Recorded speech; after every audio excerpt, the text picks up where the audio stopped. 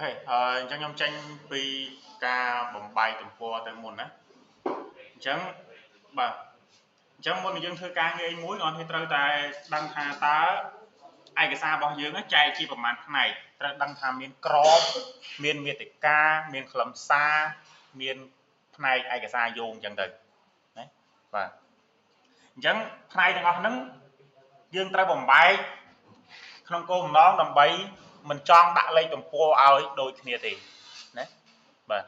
แล้วខ្ញុំនឹងព្រៀងឧទាហរណ៍នៅក្នុងនេះបាទយើងមានទី1យើងមានក្របបាទចេញពីក្របមកអាចមានជាអីគេនេះអារម្មណ៍កថា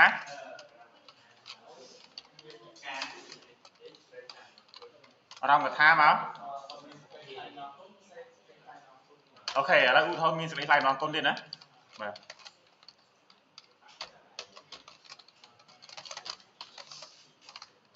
ต่อมาanhមានអីទៀតមេតិកាណារកមេតិកាហើយគេទៀតខ្លឹមសារណាចុងក្រោយគេឯកសារយោងទេ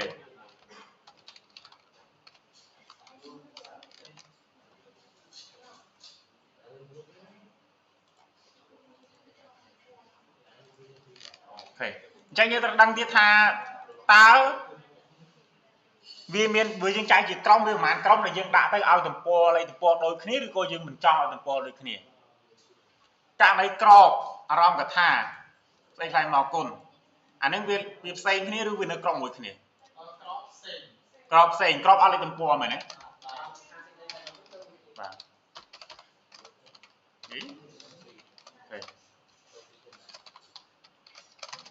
អត់ទំព័រដល់ពេលអារម្មណ៍កថាមិនឥឡូវយើងសន្មតថាមានប៉ុន្តែជាអីគេបាទជារ៉ូម៉ាំងណាអូខេអានេះអាចជាអីគេថ្លែងអំណរគុណនេះ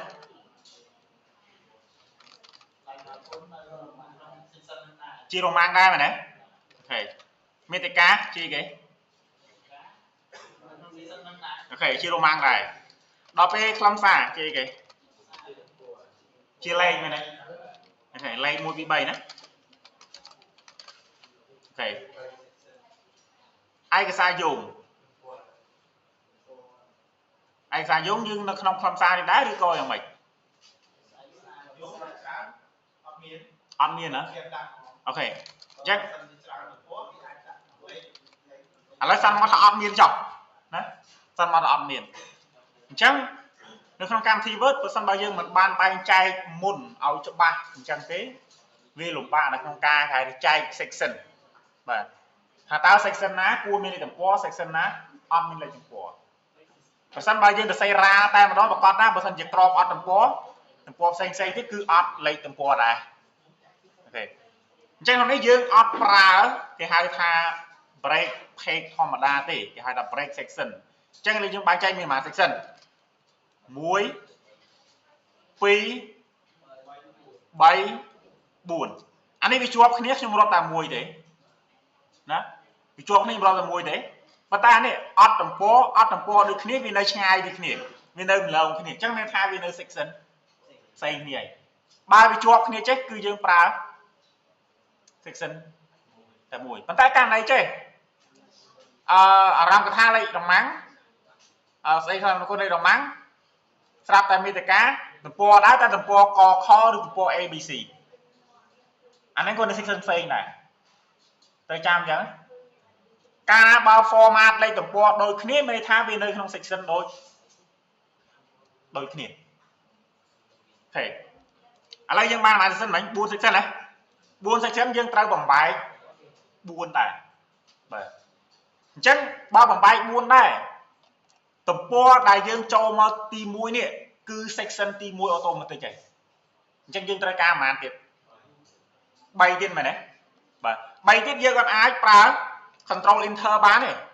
control enter មានន័យថាហ្នឹងគ្រាន់តែជាបំបែកទំព័រហ្នឹងគឺវានៅក្នុង section ដូចគ្នាទេណាបើខ្ញុំបង្ហាញថា control enter ការពិសាបដាមុនហ្នឹងមានប្រយោជន៍អីគេអូខេមានន័យថាពេលយើងកែលើទំព័រណាមួយកុំឲ្យវាឆ្លងលើទំព័រផ្សេងទៀតណាបាទបើយើងអត់ប្រើ control enter ទេបើគាត់ប្រើបច្ចេក enter ចេះ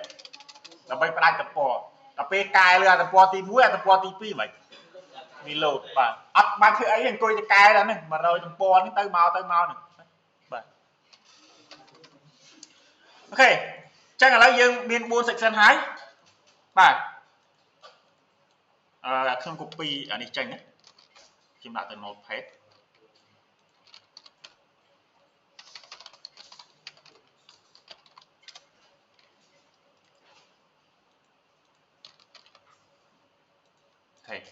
អញ្ចឹង section ទំព័រទី1នេះគឺ section ស្វ័យប្រវត្តិហើយ section ទី1ស្វ័យប្រវត្តិយើងអត់ចាំបាច់បន្ថែមយើងថាតែ3ទេណាអូខេអញ្ចឹងដើម្បីបន្ថែមបាននេះចូលទៅត្រង់ណា layout ហើយមើលត្រង់កន្លែង break ណាបាទ break មាន page មាន column អញ្ចឹងអូខេយើងយកពាក្យថា section break ត្រង់កន្លែង next page ណាបាទ next page ចុចមកចូលទំព័រថ្មីដូចគ្នាណាបាទចូលទំព័រថ្មីដូច control enter ដែរប៉ុន្តែអីដែលខុសគ្នាទាំងអស់គ្នាសាក double click លើក្បាលទំព័ររបស់យើងទេចេញ section 1 section 2អូខេខ្ញុំ close វិញអាហ្នឹងចាំថាកាលណាយើង click លើក្បាលទំព័ររបស់យើងគឺវាបើកមុខងារ footer header automatic តែម្ដងបានទេណា header footer អូខេអញ្ចឹងយើងបាន2 section ហើយបាទចូលទៅ2 section ទៀតបាន3មួយទៀតបាន4អូខេចាឥឡូវយើង double click ក្បាលទំព័រទៅយើងមកនេះបាន4 section ឃើញទេ4 section បាទអញ្ចឹង section នីមួយៗនេះយើងត្រូវការធ្វើការងារលើវាដូចជាការដាក់លេខទំព័រឬក៏ដូចជាការដាក់នៅក្បាល header ឧទាហរណ៍ជំពូកទី1ជំពូកទី2មានទី1ទី2តាម section មួយដោយមិនឲ្យវាឆ្លងចូល section ថ្មីបាទអូខេអញ្ចឹងនេះឧទាហរណ៍ក្របបាទក្របអត់មានលេខទំព័រទេមែនទេនេះក្របឥឡូវខ្ញុំសរសេរក្របលើនេះចុះខ្ញុំសរសេរក្នុង header តែម្ដងខ្ញុំទៅសរសេរនៅក្នុងអូខេខ្ញុំសរសេរក្នុងនេះក្របអូខេ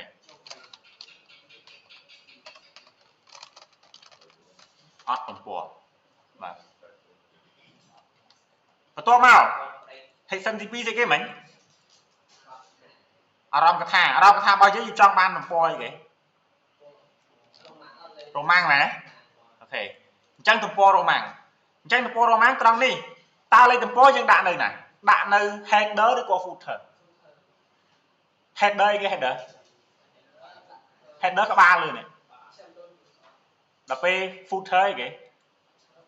ជើងទំព័របើនិយាយទៅនៅក្នុងមេរៀនភាសាខ្មែរកម្មវិធីលក្ខិតនោះឲ្យស្គាល់កម្មវិធីលក្ខិតគេប្រើពាក្យថាបាតកថានិងបឋមកថា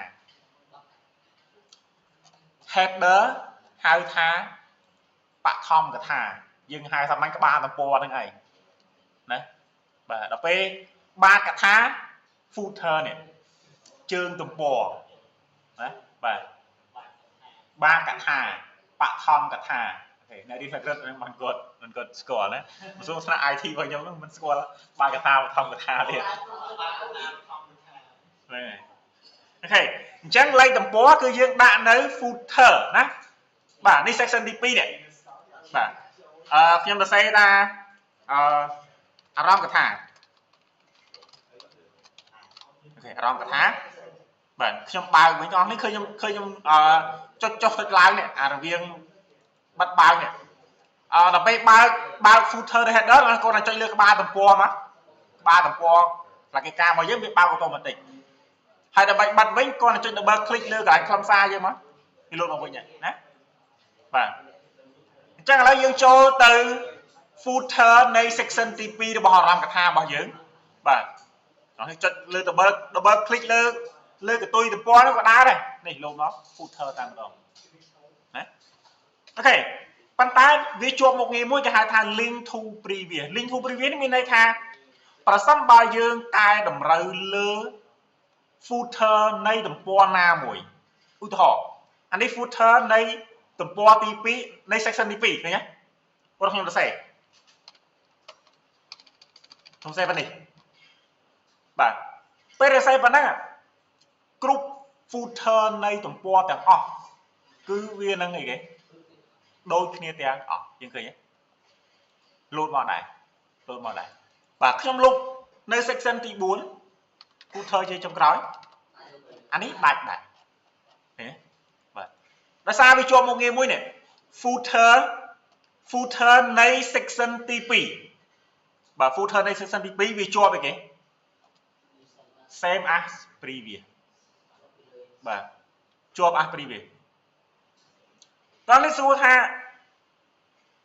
same as previous ប្រែថាម៉េចមុនបាទខ្ញុំសរសេរអាមួយនេះប៉ុន្តែមិនអានេះមិនមែន previous អានេះ next តែមិនបានជាប់ដែរអាសារនេះវា same as previous ដែរឃើញវាជាប់ប្រដាក់គ្នាណាបាទអូខេឥឡូវយើងនិយាយទៅលើ section ទី2សិន section អារម្មណ៍កថាដែលយើងចង់ដាក់លេខរ៉ូម៉ាំងសិនអូខេខ្ញុំចូលទៅលើ footer មួយហ្នឹងហើយមើលនេះ same as previous យើងចូលមក header and footer ហើយ link to previous ហើយតោះនេះអាចមើលខ្ញុំមកត្រួសសិនដោយសារយើងមាន record វីដេអូទេណាបាទហ្នឹងហើយអញ្ចឹងចុចផ្ដាច់ link to previous មករួចបាទខ្ញុំសាកសរសេរទៀតកបាទឥឡូវខ្ញុំទៅមើលនេះជាប់ទៀតអត់ជាប់ទេណា previous ជាប់ទេតោះទៅមើលឡើងមុនបន្ទាប់សំទោសជាប់អត់ឃើញវាដាច់តែអា previous ទេប៉ុន្តែអា next ក៏ next page មិនអត់ដាច់ទេបាទអញ្ចឹងកន្លែងនេះដើម្បីឲ្យដាច់ទៀតធ្វើម៉េចបាទចុចលើ section ទី3មកផ្ដាច់អីគេ link to previous នេះបាទ link to previous នេះកាលណាយើងចុចលើវាកាលណាយើងអត់តន់ចុចវា highlight លើនេះគេបាទ highlight ជាស៊ុំតែបើយើងចុចមួយមិនដាច់លេខមានហើយឃើញទេអូខេ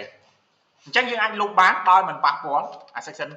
ទី2យើងឃើញទេបាទអញ្ចឹងនេះវាធ្វើការតែនៅលើ section ទី2ទេបាទអញ្ចឹងកន្លែងនេះយើងអាចដាក់លេខទំព័របានតាមចិត្តរបស់យើងឯងដាក់លេខទំព័រទៅគឺមិនប៉ះពាល់ដល់លេខទំព័រគេទេអូខេបាទខ្ញុំលុបចោលខ្ញុំដាក់លេខទំព័រតែម្ដងលេខទំព័រយើងចូលទៅអីនេះយើង header footer ដដែលប៉ុន្តែមើលមកក្នុង page number បាទ page number បាទមានជម្រើស top of page bottom of page top of page មានថាលេខទំព័រនៅក្បាលខាងលើដល់ពេល bottom of page ហ្នឹងណា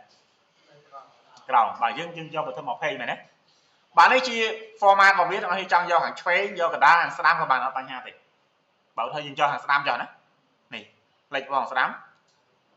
បាទពេលដែលចុចមកភ្លាមវាអត់ចេញលេខ1ឲ្យយើងទេ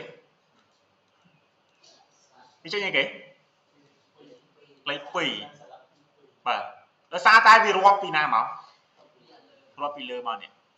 ប៉ុន្តែអត់បាយបារម្ភយើងអាចដូរលំដាប់វាបានបាទអញ្ចឹងយើងចូលស្រេចលើលេខ2ហ្នឹងមកចូលទៅ page number ដដែលប៉ុន្តែយក page format page number តោះនេះដាក់ថា start at 1ណា start ប្រហែលក៏បានដែរចង់ចេញពីលេខ10ក៏បានអត់បញ្ហាទេណាបាទ start at 1ត្រង់កន្លែង number format នេះកន្លែងសំខាន់យើងចង់បានជាលេខរ៉ូម៉ាំងឬជាអីណាអូខេចុចលើវាមកនេះមានលេខណាជាធម្មតាយើងយកលេខរ៉ូម៉ាំងតូចរ៉ូម៉ាំងធំបាទខ្ញុំគិតថារ៉ូម៉ាំងតូចពីច្រើនតូចហ្នឹងហើយអូខេជារ៉ូម៉ាំងតូចមកចុចអូខេវាចាប់ទៅលេខ1បាទពេលដល់លេខទំព័រមក ngọc này khơi footer lịch bí này cầm liệt tranh pi ba cầm po lâu đọc toàn trai trai này khơi về thông như kìa đã sao vì mà thay mà inter này nè cái này chẳng cho lại nó lục về mùi mà cho mà cái đá vậy đấy là mà cho cái đá mà tái bao bên đây là thống tới đây lại nè nè không header and footer mưa cái lại nè head footer from bottom mùi cho mà phải bao cm sao đấy nó cần đấy và ok anh đi chỉ tới cái standard với phần này đấy và chẳng và to mà tiền thưa mày và ưu thọ là không ram cả tháng miền pi tầm bò chúng ta ram cả tháng miền mà tầm bò này và càng này ưu thọ miền pi tầm bò còn thì cho ở châu tầm bò thay thưa mày control ether đại trong bị một nữa mắt ether mắt và toàn đại chế nơi mùi tiền đấy và này vậy nhé tranh lệch pi ở nhá lệch pi bên tay xuống nó section đi mà nè tí pi đầu đài là mình đi mùi vậy nè đợt xa ta dướng còn bay từng qua nó section nè section đi pi ok tranh thôi khi ta đài và ok thôi khi ta đài luôn thò này crop anh sẽ đây là nó côn vậy đấy và trong copy đặt ở đó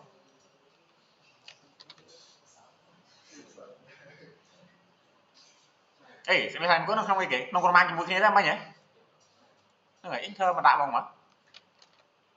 lịch thành nó được gì nữa bà thầy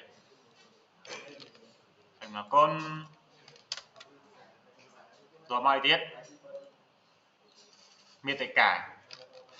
bà ok tranh dự bán buôn tầm bò đấy và này buôn tầm bò nó cứ được trong section ti mà TP từ đáy này nè và anh ấy lừa rồi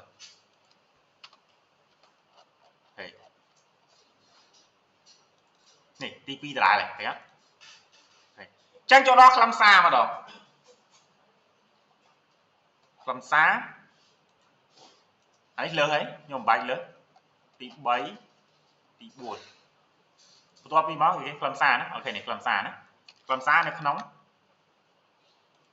section tí má làm xa tí bay ok tí bấy chắc đôi khi đáy thôi đôi khi đáy và dương châu từ phần gì cái anh em đánh xa bao mày này nhưng mà đánh mày như này chắc đã lên tầm po lại trong này mà hay number bottom of page và tranh lên màn này lịch buồn tranh lấy cho start tranh bị lệnh màn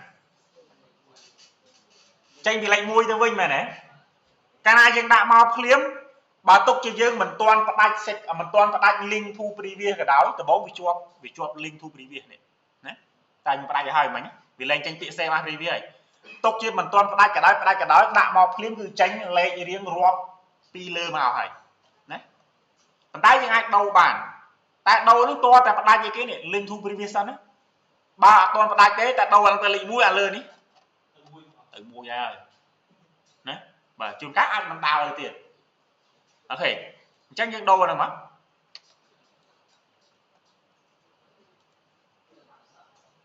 format start at one như do mua pi này đấy và ok mà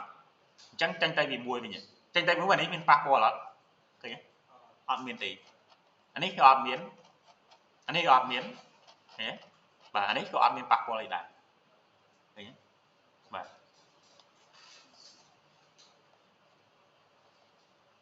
ok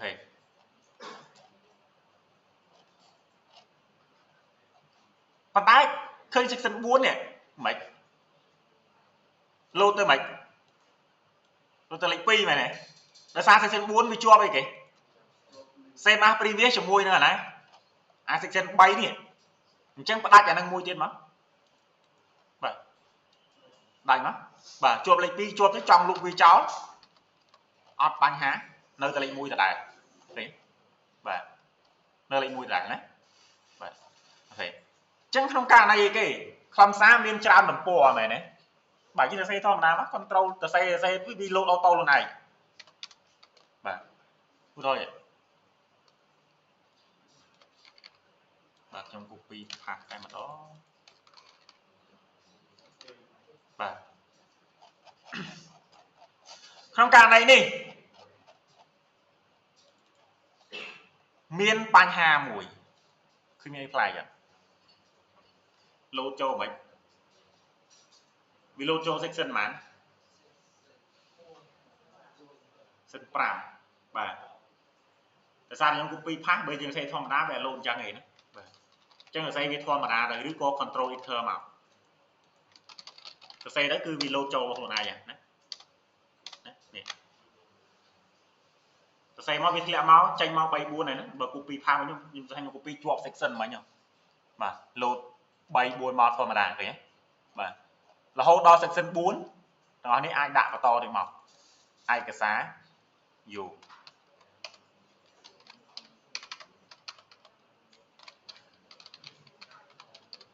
khởi ai giá vốn khởi pay bật thầm mọc thế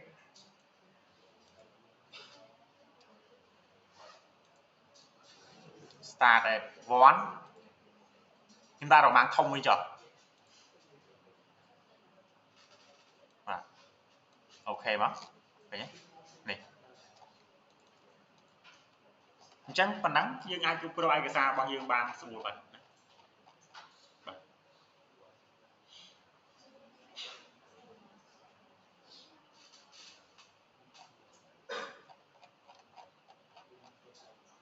cho tôi con cả này trẻ mùi tiền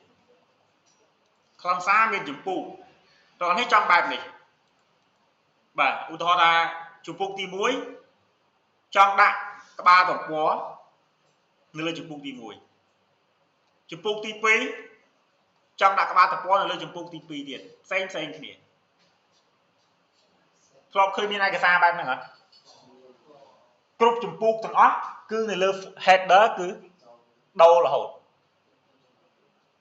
nó thưa mày ok là cái này đặt thành số ไปจัดคลิกđường muối mà nó làคลิกđường muối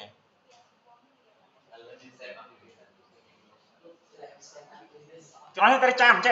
ai cái đó aoแต่ header ខុសគ្នាឬក៏ footer ខុសគ្នាមានន័យថាវានៅក្នុង section ខុសគ្នាអញ្ចឹងឧទាហរណ៍អស់នេះមាន10ចម្ពោះនោះឲ្យត្រូវបង្កើត10 section ផ្សេងអត់អូតូទេមួយចម្ពោះគឺមួយ section ណាហើយត្រូវផ្ដាច់ section ទាំងអស់នោះ same as previous ផ្ដាច់ចោលទាំងអស់យល់អីខ្ញុំនិយាយឧទាហរណ៍មាន5ចម្ពោះអញ្ចឹងត្រូវបង្កើត5 section ដែល like សម្រាប់តែខ្លឹមសារហ្នឹងទេអា section ពីលើមកក្របមេតិកាយកអត់និយាយទេណាបាទមានន័យថាអញ្ចឹងខ្ញុំបង្ហាញក្នុងនេះខ្លឹមសារបាទខ្ញុំដូរពីខ្លឹមសារខ្ញុំដាក់ថាចម្ពោះទី1ចម្ពោះទី1បាទចម្ពោះទី2ចម្ពោះទី3ចម្ពោះទី4ឧទាហរណ៍ហើយចម្ពោះទាំងអស់ហ្នឹងលេខទំព័រគឺដូចគ្នា1 2 3ដែរខុសតែ header ទេទាំងអស់នេះចង់ដាក់ថា header ទី1ចម្ពោះទី1 header ទី2ចម្ពោះទី2បាទត្រង់កន្លែងលេខនេះទាំងអស់នេះអត់បាច់ពិបាក start at ទេដាក់តែចេញពីចម្ពោះទី1មកគឺវា automatic គ្រប់ចំពោះចម្ពោះប៉ុន្តែខុសត្រង់ថាត្រូវផ្ដាច់អីគេ header ណាបាទឥឡូវខ្ញុំធ្វើឲ្យមើលចម្ពោះទី1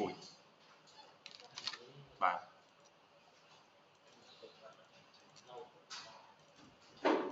អូខេអានេះចេញមកចម្ពោះទី1តែម្ដងណាយើងឃើញវាជាប់អីគេនេះ save as previous បាទអញ្ចឹងខ្ញុំលេង to previous មក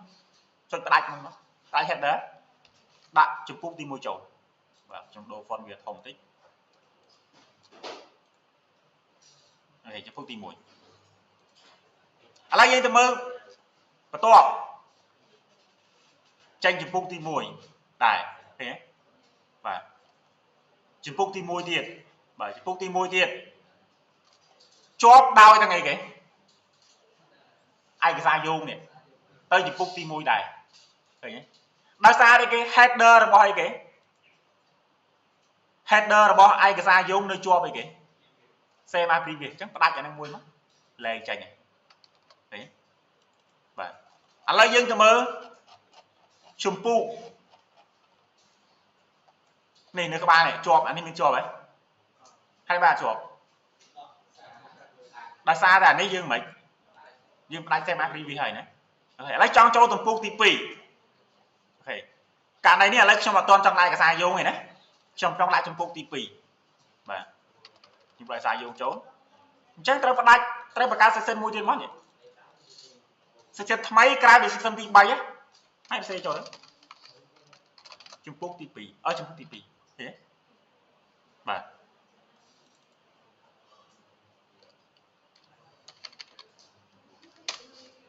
អូខេជំពូកទី2ទៀត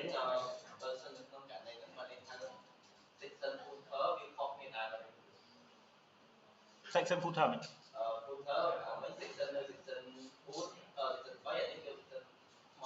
បាទ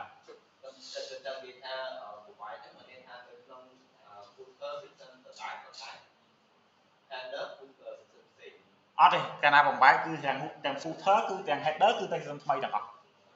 នឹងទាំងអស់យើងធ្វើមិនដាក់ footer បាទកុំផ្ដាច់អីគេកុំផ្ដាច់ save as previous លើ footer ទេបានណា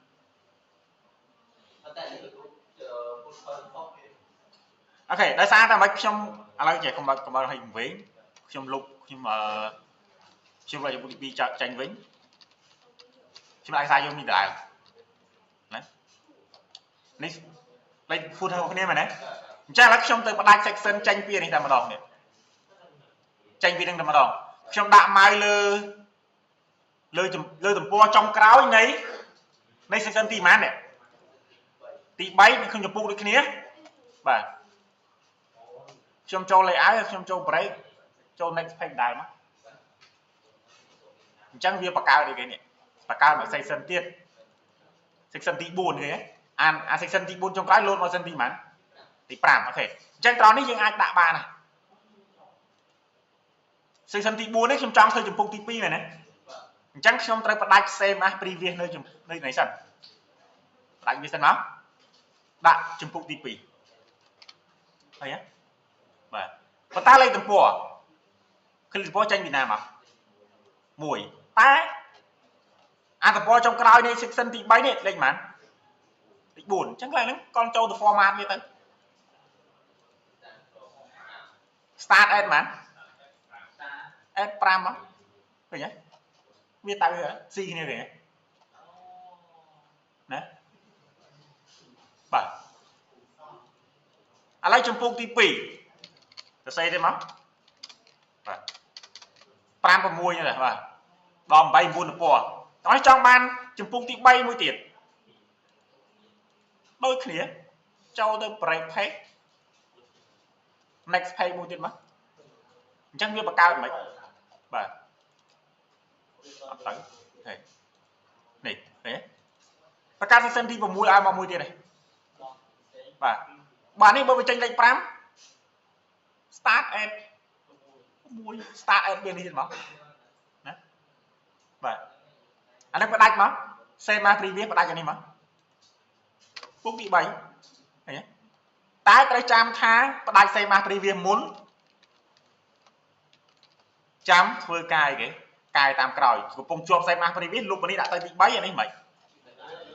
អានទៅទី3ដែរទាំងអស់លីអញ្ចឹងគ្រប់យ៉ាងមុននឹងធ្វើការនៅលើ footer ឬក៏ header ណាមួយដែលចង់ឲ្យវាខុសពីអាដើមឬក៏អាចុងគេត្រូវផ្ដាច់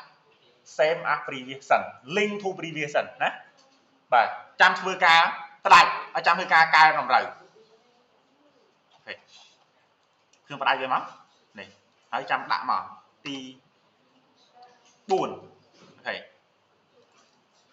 ដល់ពេល footer បើបញ្ចេញលេខ5មិន format មក បាទអានឹងចេញពីលេខ6មែនទេលេខ6បាទ5 6ឃើញទេគឺអញ្ចឹងឯងរបស់នេះថាធ្វើយូរទៅនឹងយល់ខ្លួនឯងទេអាណាការមុនដំបូងខ្ញុំក៏អត់យល់ដែរមិនដឹងធ្វើពីណាទៅណាដែរតោះអង្គុយអាសាធ្វើចុះឡើងទៅអូខេនឹងយល់ខ្លួនឯង